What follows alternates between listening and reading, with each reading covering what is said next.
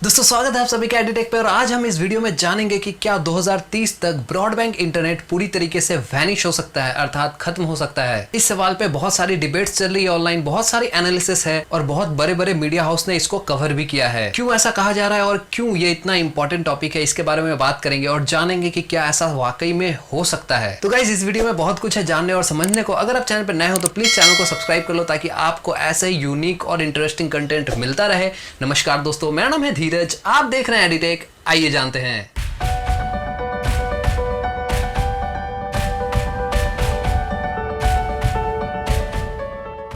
दोस्तों इस main topic पे आने से पहले हमें यह जानना पड़ेगा कि ब्रॉडबैंड आखिर है क्या। तो गाइस आज की तारीख में ब्रॉडबैंड 3 तरीके से काम करता है। कौन कौन से? पहला, जिसमें आपको एक्सचेंज से आपके लोकल सर्वर पे कॉपर लाइंस के थ्रू इंटरनेट पहुंचाया जाता है, फिर उस लोकल लाइन से आपके घर तक कॉपर लाइन से इंटरनेट पहुंचाया जाता है और इसे हम कहते हैं ADLS ब्रॉडबैंड। और यहाँ पे जब मैं कॉपर लाइन बोल रहा हूँ तो आपको ये ध्यान रखना है कि ये कॉपर लाइन एक्चुअल में कॉपर वायर के बारे में बात हो रही है। दूसरे केस में मेन एक्सचेंज से जहां से इंटरनेट सप्लाई होती है वहां से आपके लोकल सर्वर तक फाइबर ऑप्टिक से कनेक्ट किया जाता है और फिर लोकल सर्वर से आपके घर तक कॉपर लाइन का यूज किया जाता है और इसे हम कहते हैं FTTC ब्रॉडबैंड। और वहीं तीसरे केस में एक्सचेंज से लोकल सर्वर तक ऑप्टिकल फाइबर में इंटरनेट पहुंचाया जाता है और फिर लोकल सर्वर से आपके घर तक ऑप्टिकल फाइबर का यूज किया जाता है इंटरनेट पहुंचाने के लिए। तो यहाँ दोनों ही जगह ऑप्टिकल फाइबर यूज किया जाता है और इसे हम कहते हैं FTTP ब्रॉडबैंड। अब आता है इन सब के मायने क्या है। पहला वाला जो मैंने चीज बताया वो आज के तारीख में आउटडेटेड है, वो आज यूज ही नहीं होता।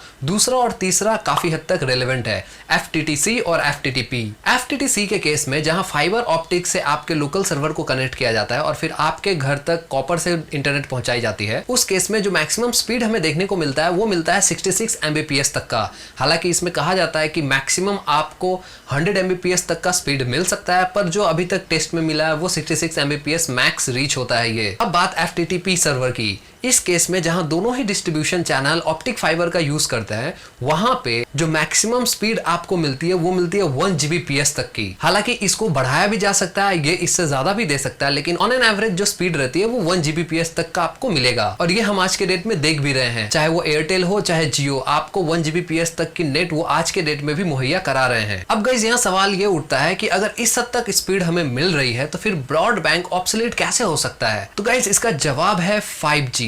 तो गाइस अब जानते हैं कि 5G आखिर है क्या। यहाँ पे 5G का मतलब है वायरलेस इंटरनेट की दुनिया में 5वां जनरेशन।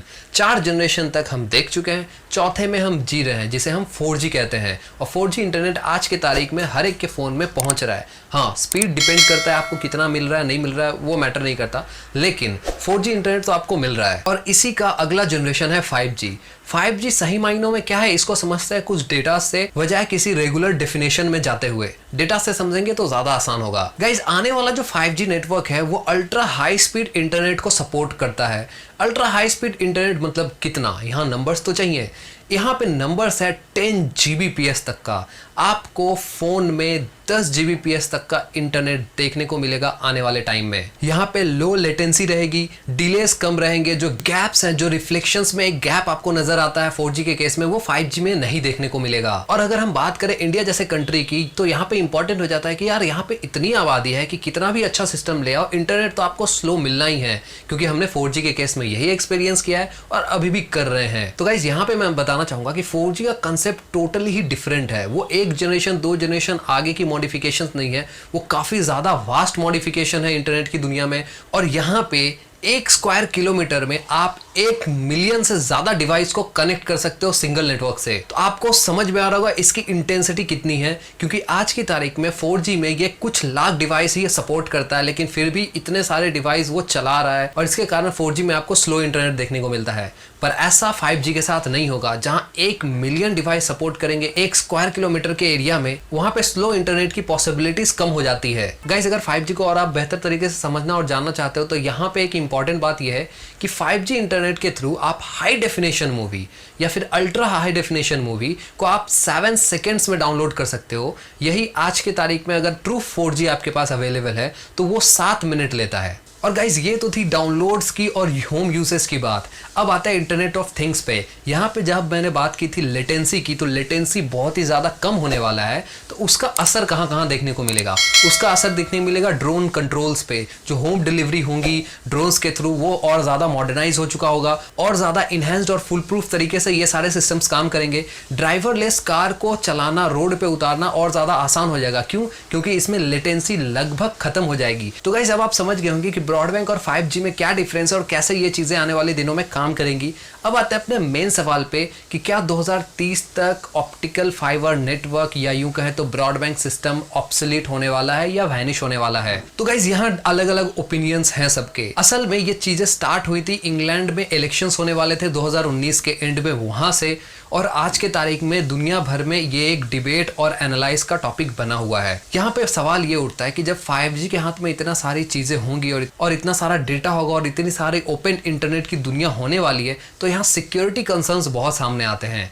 और वही बात अगर ब्रॉडबैंड की हम करें तो ब्रॉडबैंड एक सिक्योर कनेक्शन आज के डेट में भी माना जाता है, उतना सिक्योर नहीं, लेकिन हाँ वायरलेस की दुनिया से ज्यादा सिक्योर ब्रॉडबैंड है। लेकिन इन सब चीजों के बावजूद भी 5G की ट्रिमेंडस अपॉर्चुनिटी से हम आंखें नहीं मूंद सकते। आपको 5G को अपनाना ही पड़ेगा और आने वाले वक्त में शायद ब्रॉडबैंड वैनिश हो सकता है। ऐसा क्यों? इस बात का जवाब आप एक तरीके से खुद को दे सकते हो। कैसे? ब्रॉडबैंड में जो आज की तारीख में मैक्सिमम स्पीड है वो है 1 Gbps तक की। 1 Gbps को आप इंप्रूव करके हो सकता है 10 Gbps ले आओ, लेकिन उसके लिए कितनी इन्वेस्टमेंट चाहिए? इन्वेस्टमेंट आपको करनी पड़ेगी ऑप्टिकल केबल्स बिछाने के लिए, आपको सर्वर्स को अपग्रेड करना पड़ेगा, आपको एक्सचेंज को उस हिसाब से बनाना पड़ेगा, आपको उतने डिवाइस और वाईफाई राउटर्स और ऐसा इकोसिस्टम बनाना पड़ेगा जो उतने स्पीड को सपोर्ट करे, और इन सब में काफी खर्चा है और ये एक लॉन्ग टर्म प्रोसेस है। 5G जिसके डोर पे हम एकदम खड़े हैं और जस्ट ओपन ही हो चुका है, वो उसमें हम एंटर करने वाले हैं आने वाले कुछ सालों में, उसमें आपको 10 Gbps तक का स्पीड देखने को मिल सकता है, वो भी वायरलेस कनेक्शन से। तो यहाँ पे ब्रॉडबैंड में फर्दर इन्वेस्टमेंट की जरूरत ही नहीं समझ में आती। अब समझ रहे हो क्यों ब्रॉडबैंड खत्म होने वाला है। और अगर ब्रॉडबैंड को बचे रहना है, जो बहुत सारे एक्सपर्ट हैं जो इस बारे में बात कर रहे हैं कि अगर ब्रॉडबैंड को बचना है तो उसको 1 Tbps तक की इंटरनेट मुहैया करानी पड़ेगी, और 1 Tbps तक की गाइस फिलहाल के तारीख में पॉसिबल तो नहीं है। 1 Tbps का स्पीड एक सपने की तरह है जो शायद आने वाले फ्यूचर में या नियर फ्यूचर में अगर कहूँ तो पॉसिबल नहीं दिखता है। और इसलिए यह सवाल उठ रहा था कि क्या ब्रॉडबैंड वाकई में वैनिश होने वाला है। तो हाँ, दिख तो रहा है कि वैनिश नहीं, उसको पूरी तरीके से आप खत्म तो नहीं कर सकते, लेकिन हाँ उसका प्रभाव पूरी तरीके से खत्म होने जा रहा है।